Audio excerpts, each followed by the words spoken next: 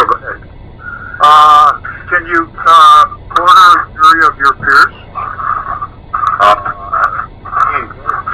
That's quite at length, and you know it's kind of dangerous to have a jury of your peers. You know why? Why? Because those people, your peers mean the people who actually know you. And it's like, well, honestly, I don't think I could find 12 people that actually know me. What the jury of the peer concept was all the people that knew you were like in a certain status.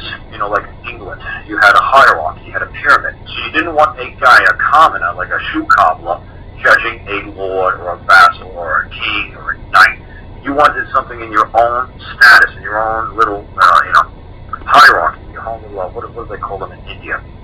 You know, your own little class system, you know, your own class, your caste system. You know what, you're right, everybody was in a caste, everybody was cast in a certain mold.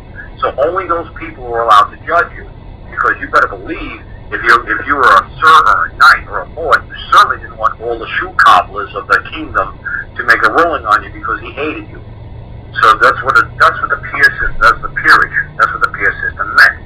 So to actually try to find 12 people just like you, it's kind of a beautiful, lovely thing, because you could really run around like a freight train. You basically win every single thing, because if you had a crazy cult that believed in eating your firstborn child, and somebody tried to get you in trouble for eating your firstborn child, well, you could just bring this crazy religious, Arapaho, whatever religion, craziness into court and say, this is the custom of our people. Now, peer just means, am I doing anything out of the normal? This is how you've known me for 50 years. Am I doing anything wrong? And all your peers will say, no, this is exactly what he's supposed to be doing. He's not done anything wrong. Everything is up to snuff. He's operating in total honor, because this is how we roll. So see, that's what I'm saying. So when the craziest examples I could possibly even think of is like, if the federal government says that the people can't have anything more than a 22 caliber pistol or a 38 caliber pistol with a barrel 2 inches long, the Eskimos in Alaska, they're all going to die. Because these polar bears, when you shoot them with a 38, are going to laugh. They're going to like, I got hit with a mosquito. So even though the Eskimos, yes, are they U.S. citizens? Yes, technically they are. So, but they need to carry around a bazooka.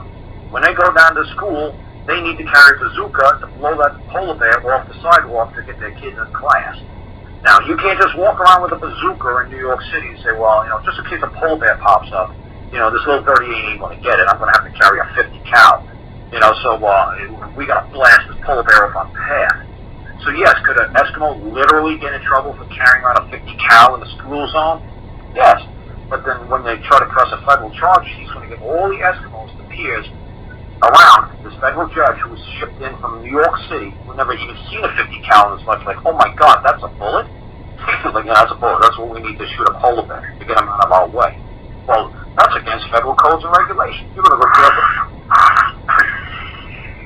in the school zone. You can't carry that stuff in the school zone. And federal law that Barack Obama just dictated this week just says anybody comes near the school zone with a 22 spends the rest of their life in jail. So that's when you get a jury of peers. Because the customs, practices, policies, and beliefs of the people that are indigenous to that district demands that the law gets ignored back from Washington, and we have to live like this for our own survival because it's necessary and proper for our survival.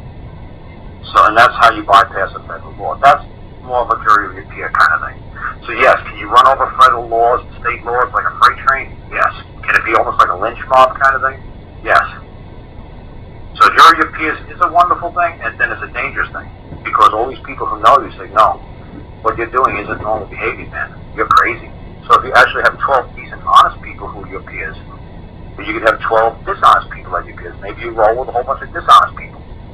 You know, so jury of peers is kind of an old-fashioned thing, an English common law, basically to protect the caste system. That's basically what it was for. It's not really meant for us. We just want basically 12 independent people who don't know us.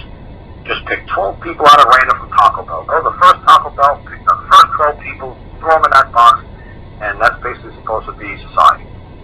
And that's how we're supposed to roll. We don't want 12 people from the country club.